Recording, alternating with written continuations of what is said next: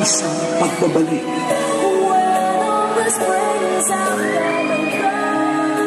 Isang pagsasama.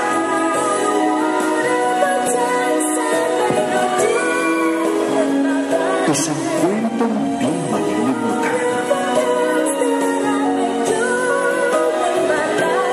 Isang pelikula ni Olivia Lamasan, In My Life.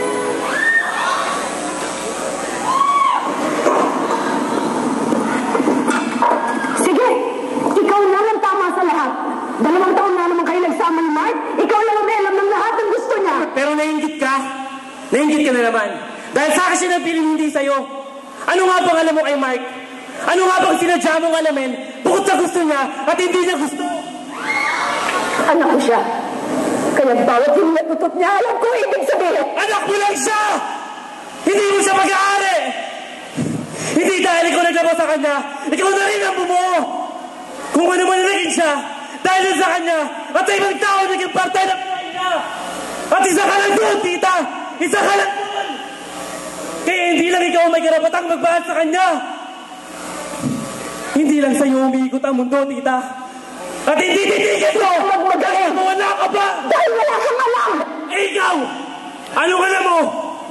Alam mo bang muntik na magpamatay si Mark ang taon niya rito sa Amerika? Di ba hindi? Hindi mo alam yun! Ate Sherry! Alam mo ba nag-asawa siya na maaga? Para bakit sa akin? Hindi na kaya! O bakit ikaw? Hindi na kaya! Bakit ano?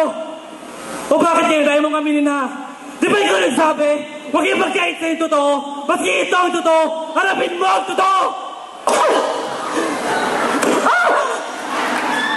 Bastos ka! Bastos ka! Bastos ka! Ang bastos mo! Sinungaling ka pa! Sinungaling ka pa!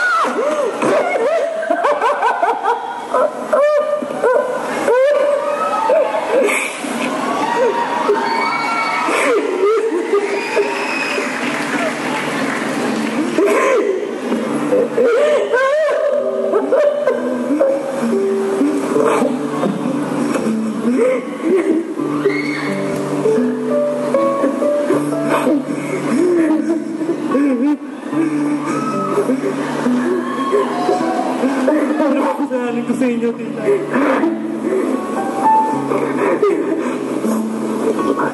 Minahal ko lang ang anak niyo.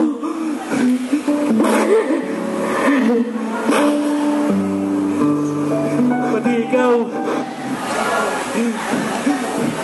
Pati ikaw, tita, minahal ko rin. Pero ang damot mo,